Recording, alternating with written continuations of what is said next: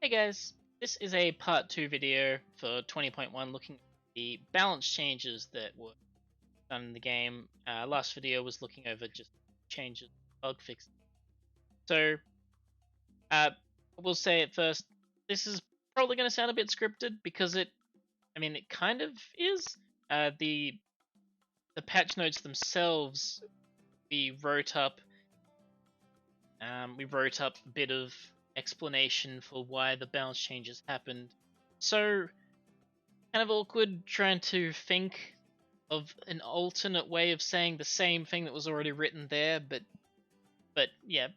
So I don't know. If you don't like that, feel free to harass me or whatever, but essentially it might sound a little bit weird because I am pretty much just be saying the same thing as that, and of course the links to the patch notes will be in the description if you just want to read over that. So yeah, jumping right into it now. Dart Monkey. So it's just an early game tower. We didn't want to change anything too big here, but the enhanced eyesight upgrade, it's going to shoot a little bit faster now. And this carries along this entire path, but it applies to the cross path, which is the most important part in my opinion. I don't know. So anyway, enhanced eyesight, this was increased from 300 to 330 speed. This applies to all upgrades, except, worth pointing out, Juggernaut. So Juggernaut has a built-in 2x speed multiplier over the Dart Monkey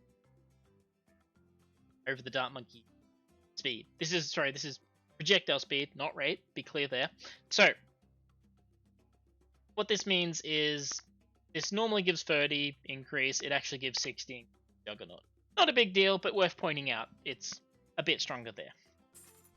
But if you're looking in general, this is a 30 increase. The tier 3 crossbow, this is increased from 300 to 60. The tier 4 crossbow, this is increased from 300 to 400. Crossbow master, this has the same speed. Crossbow master, pretty happy with.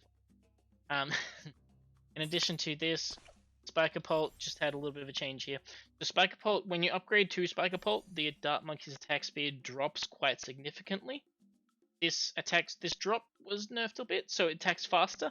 The attack rate was increased from 1.25 seconds to 5 seconds. So it's 0.1 of a second faster. This doesn't make any difference to the Juggernaut because the Juggernaut already attacked faster than the Spiker Bolt, so it just stays at the same speed it was. It's only a little bit of a buff to the Spiker Bolt. The Spiker Bolt also gains shatter damage. Shatter damage is sharp damage, but it allows sharp damage to pop through. So, make sure that's working.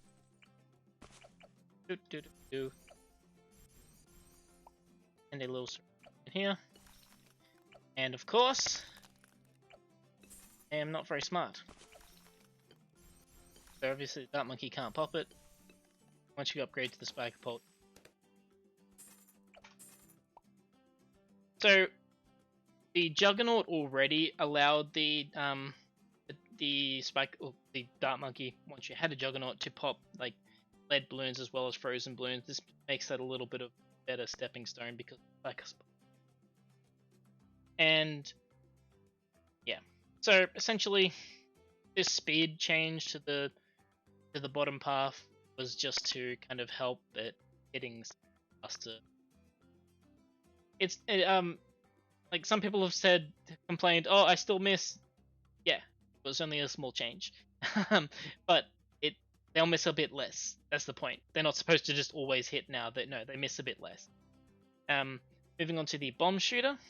So, bomb shooter, they've been really popular recently. All paths have been quite popular. In fact, the bottom path, which was the only popular one before, is now the least popular. But yeah, so the goal here was to buff bomb shooters to kind of encourage this synergy a bit that's been going on, but not specifically the kind of path that seems a bit overpowered at the moment. That got a slight nerf, but I'm gonna say honestly, it's a barely noticeable one at all. So change here, the really big bombs upgrade. This now gives +1 damage. So it used to only give like pierce and radius. Now it gives damage.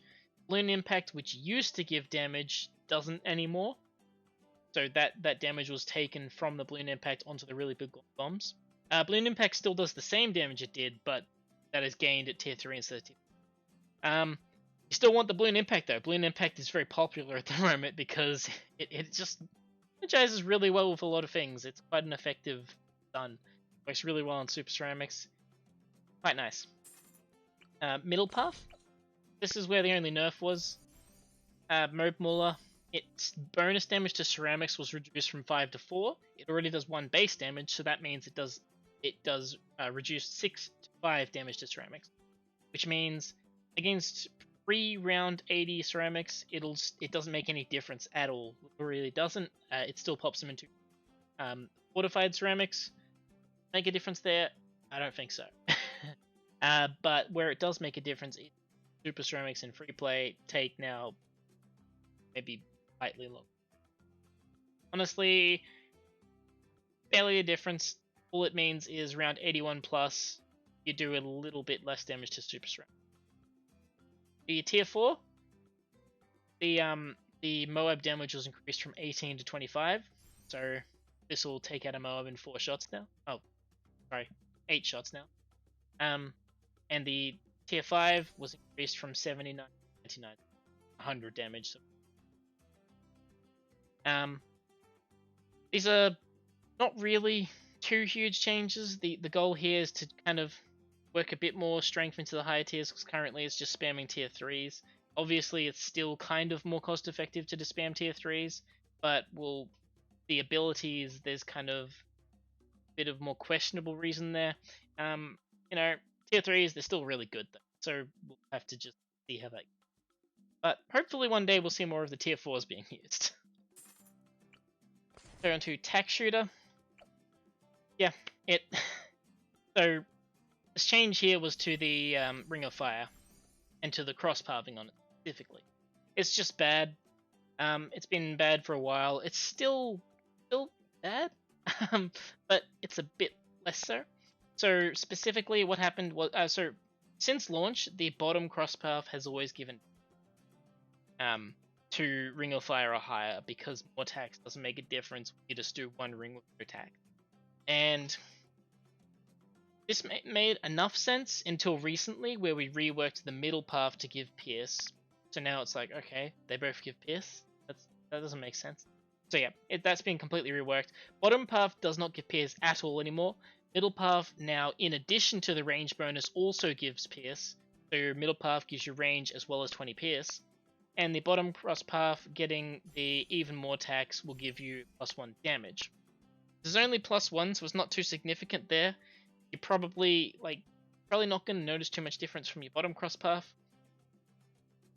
But if you go middle cross path, getting that range, especially at tier 5, getting that range as well as the extra 20 PS, that's fairly significant.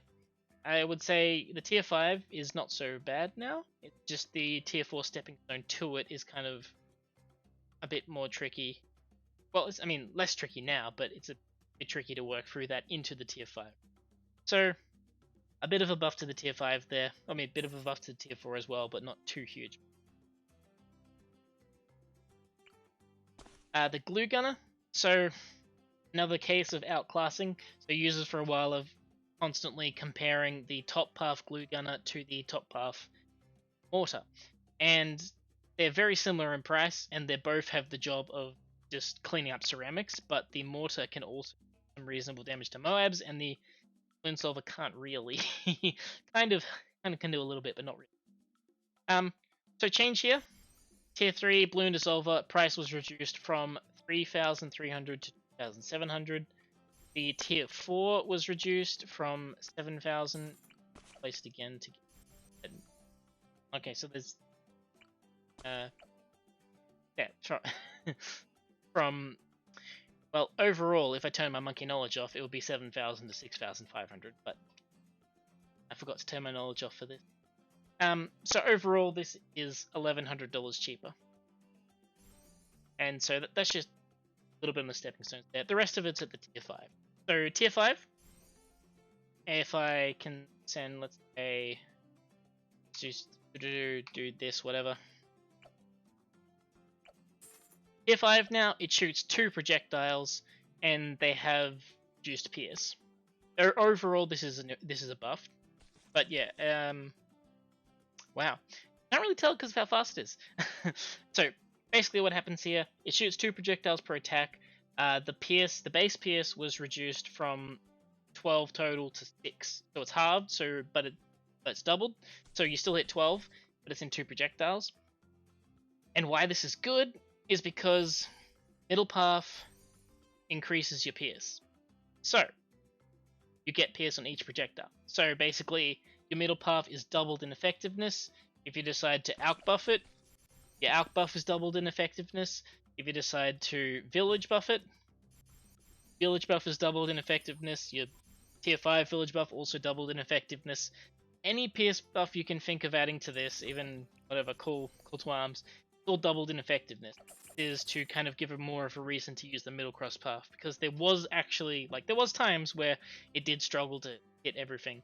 Rare times, but they happened. And this also is a bit of a buff to just using it on it, like using the old preferred one. So stronger glow, this is quite popular because it slows down the targets that it's damaging. It still gets the doubled effectiveness. So the most common strategy was to use these two together. This is just a straight buff over before because it's $1,100 cheaper, and it also gets this pierce buff, which is also doubled, so get 1 extra target hit there, and it's also technically more viable to alchemist buff it now. Alchemist buff it, your alchemist buff. You could always do the alchemist buff, but the alchemist buff's now double effectiveness, so yeah. It's a bit of a help there. To be honest, the mortar is probably still preferable, but they're closer now if you don't specifically look at the potential Moab damage that the biggest one do. Next we have the Sniper Monkey. So this was a rework to kind of help with something early game, and the main reason it was done is because faster firing used to be almost a 3-time speed increase. Just to get the 002. So a 3-time speed increase, it was required for every single sniper you could think of using. Like, there's not a situation in which you would not get faster firing and be satisfied with that. You kind of needed to get it. So the change that happened here, the base sniper was sped up. It used to have a 2-second delay on its attack. That was decreased to 1.59. So, fairly significant increase there, but the faster firing upgrade was nerfed from 35% to 30%, and even faster firing was also nerfed from 40% to 30%. Don't let the words nerf confuse you there. It's just pure overall a buff. It's just better. Everything is better. So even the faster firing upgrade, this is still faster than it used to be. It's just that this upgrade itself is not what's adding that speed. So basically bottom path is relatively unchanged. It's actually better. It's like 0.1% better, but it's still better. But what this means is, like, if you go this path, for example, this is considerably better because it has a built-in rate bonus that used to be in the bottom path. So if you're using any sniper that's not bottom path, it's just way better, including the base sniper. In addition to this, the tier 5 cripple Moab, it had the duration modified on it. So let's just, if I send BFB, let's tell this, I'll put it here so it can't hit the BFB for a while. So I notice I don't have the rate increase, and I'm very silly. I sent lots of BFBs, didn't I? But as you can see, I sent 54 BFBs and it's actually stunning them rather decently. So, not too bad. So as you can see, if I open my mouse here, stun for a fair while. The actual numbers on this, the Moab stun duration was increased 67, BFB was increased 3 to 6, so doubled. ZOMG was increased 1.5 to 3, also doubled. DDT was increased 1.5 to 4, so that's tripled duration. And the BAD was increased from 0.25 to 0.75, so also tripled duration. And this stun duration also applies to the extra bonus damage buff that it gains. So the debuff lasts for longer. And what this means, well, it means you can debuff multiple targets. It means you can get 100% uptime on the BAD. But obviously, it's a fairly big buff to DDTs. Yeah, just means that it can stun longer and debuff. Stun more targets, debuff more targets. Overall, it doesn't change that it's a single target tower. It's just able to take out more single targets at a time. The sub, there was only one change here, which seems small, but it was actually fairly significant, so it's probably noticeable. But yeah, so basically the tier 5 sub commander, that buff that it gave to other subs was decreased from 5 to 4 pierce. It still gives 2 times damage to everything, but the pierce buff was reduced from 5 to 4. So I guess about a 20% nerf to the buff, but they already had a bit of pierce, so it's much less than an actual 20% nerf. Still, it's definitely noticeable, but the main noticeable nerf here. Heli Pilot. So there was 2 things here. Downdraft has just felt overpowered for ages, and it has previously been nerfed once, at least once to my memory. But idea here was that it felt overpowered, it needed to be nerfed, but we wanted to also buff the crosspath at the same time. So, get downdraft. The base blowback rate was reduced from 0.125 to 0.15. Not too significant, but probably enough to notice. However, at the same time, the 032 crosspath was buffed from a 0.125 to 0.12. So, a little bit better than it used to be. And that's just the rate it can blow back boom. So, yeah, so middle path, the base tower blows back slower, but the bottom cross path, if you're willing to manually control it instead of pursued, is slightly better than. Not too significant, but in the goal to work towards making all cross paths meaningful, that is a meaningful cross path now. The difference is 0.12 with bottom cross path compared to 0.15 top. So that alone, fairly significant. Another one here. So Razor Rotors, it always just felt bad because mainly if you had your Heli on Pursuit, it wouldn't hit things. So there was a very small change here. The range was just increased on the Razor Rotors, the area of effect from 33 to 35. Sounds tiny, only a +2 increase, but it means that when this is pursuing, it can actually pop things now. As you can see, it hit the lead balloon. So one of the biggest problems was if you sent 28, your Razor Rotors would just struggle to actually do anything because it was pulling back and not hitting the lead. As you can see when I do this, it is hitting the leads. So that is reasonable buff for Razor Rotors if you're using it for lead purposes. Razor Rotors themselves, they're probably still not too great, but aside from that, the top path Heli itself does feel like it's in a good state at the moment. And bottom path, Comanche Defense. If I can trigger this. The duration was increased from 10 to 12. So a reasonable duration increase there. If you don't know, the rework that happened to the Comanche is just pulls in the Comanche at various parts of the map. So a little bit of a duration buff. Hopefully that is no. Wizard Monkey, more cross-path work. So Dragon's Breath, if you go the Intense Magic cross-path, it pierce increased from 4 to 6. This is just Dragon's Breath itself has felt. I mean, Dragon's Breath doesn't feel too bad now, but it always felt like I don't know. It always felt like it could be used more, and it just wasn't. So working towards adding more cross path. So you get 2 pierce with this, and you also get camo detection if you get that. So Dragon's Breath, a little bit of cross path there now. There's obviously nothing with the top cross path, but future. Specifically tier 4, the Phoenix, it now saves. So use your Phoenix, end the round. You can now load your save, the Phoenix will still be in the air. That's to do with the overall save system rework. It works a bit better now. It's able to do some more things that it really managed before. Minor price buff to Shimmer. It was increased from to 17. Decreased in cost.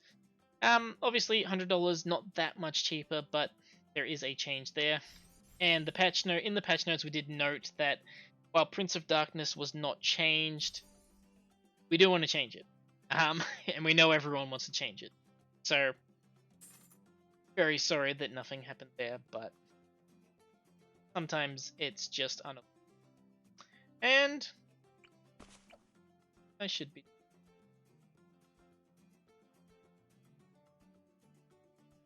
While I'm here.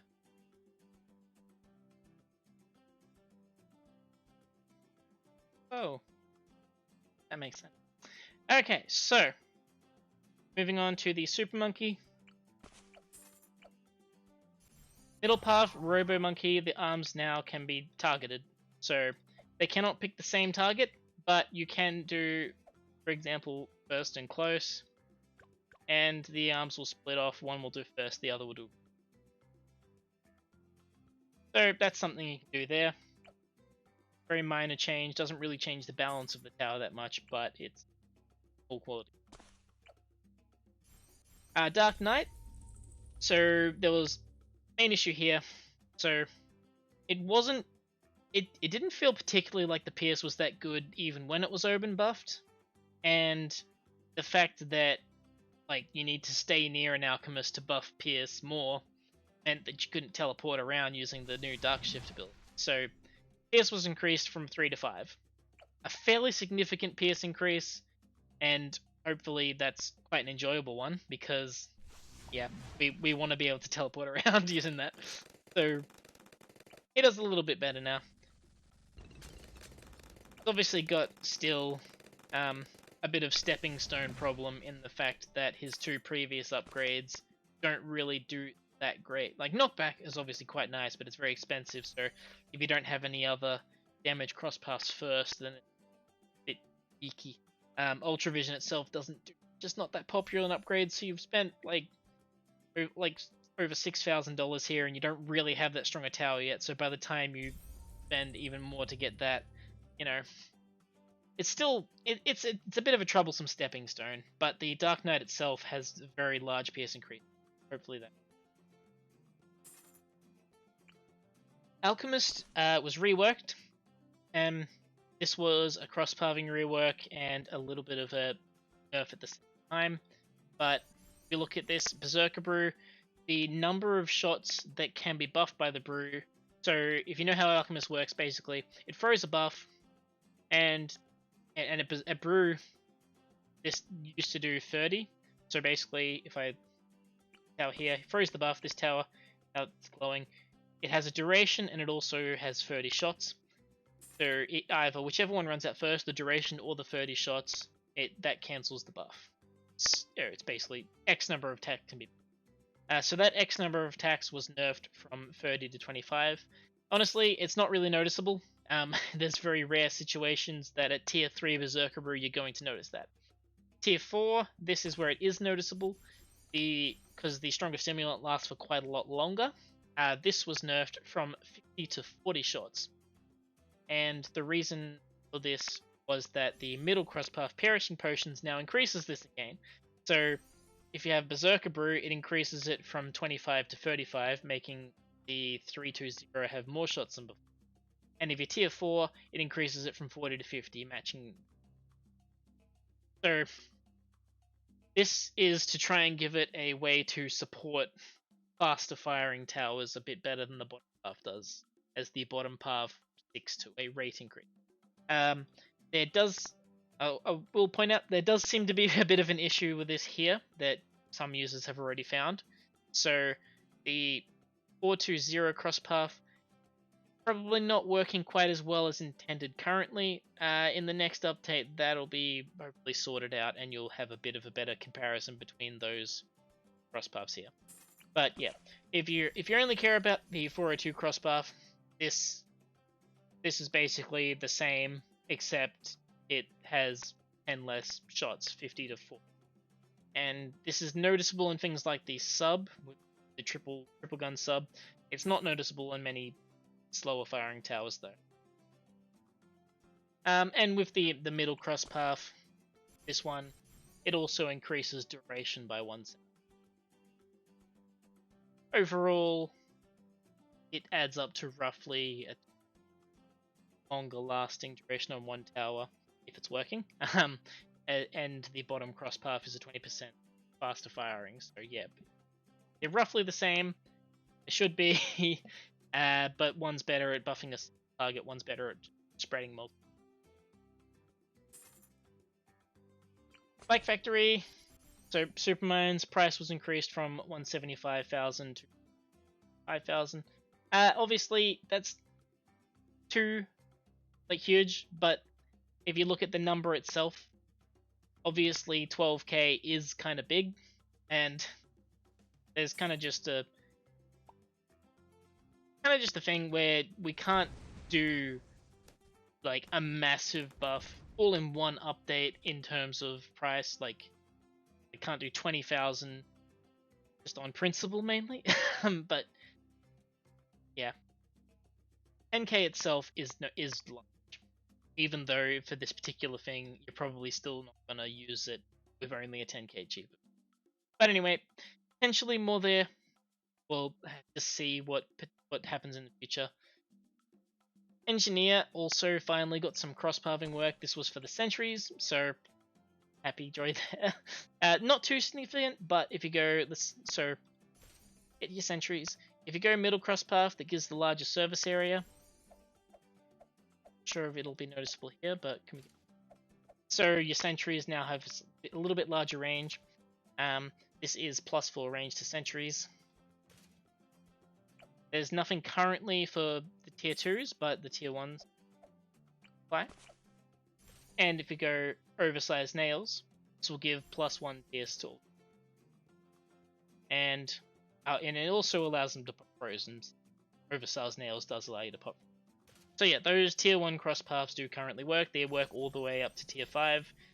The Sentry Paragon, also worth noting. The range of the Sentry Paragon is the same as the range of the explosion. So if you crosspath with middle, you get a bigger explosion rate. Boom, boom. But yeah, if you crosspath with bottom, you also get the bonus 1 pierce. So probably gonna go bottom path because damage pierce is pretty nice. Yeah. Just on the tier 2 itself, this produces sentries 1 second faster. The delay was reduced from 7 seconds to 6 seconds. And on the tier 4 itself, the range of all sentries that it spawned increased at base level 55 to 50. So now the tier 4 sentries have, if you crosspath middle, have 9 more range, and tier 5 also has 10 more range if you go middle cross.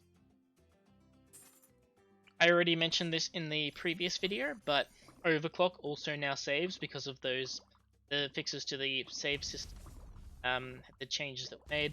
So yeah, if you overclock a tower, then you finish a round, create a save, exit to manually load the save, it'll still be overclocked.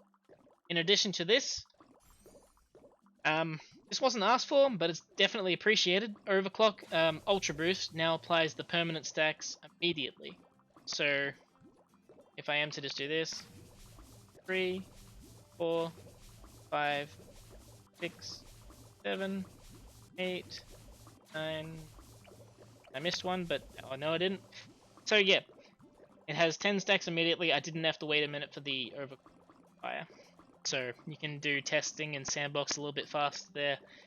In a regular game, you're probably not going to be selling an Ultra Boost just to get the cooldown a little bit faster, but you know, we do love our god boosting in sandbox, so so if you want to do that, a little bit faster there now.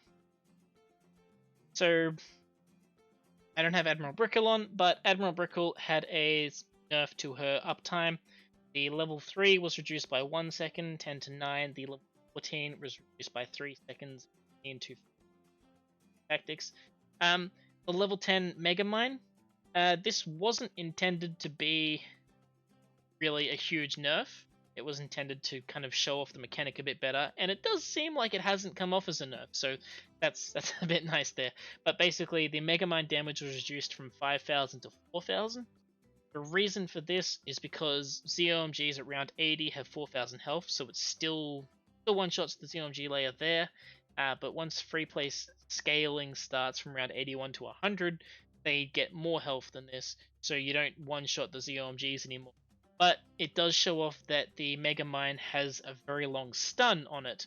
So overall, this is kind of meant to be a buff for just slowing things down and not grouping yourself with lots of balloon children all at once, while also making it a little bit less effective on BAD at round 100 if you have a bunch of them stacked up.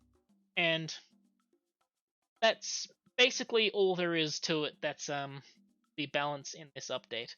So if you have any further questions on that, feel free to ask me. Again, the patch notes are in the description. You've probably already checked out some of this, but if you haven't, thanks for coming to check out my video. Thanks for listening to me ramble. I know I missed the patch notes for the last video, even though I wanted to cover them. But if people are still interested, I can catch up and do those again soon, even though the update's already passed. Anyway, again, thanks for watching, and we'll see you around.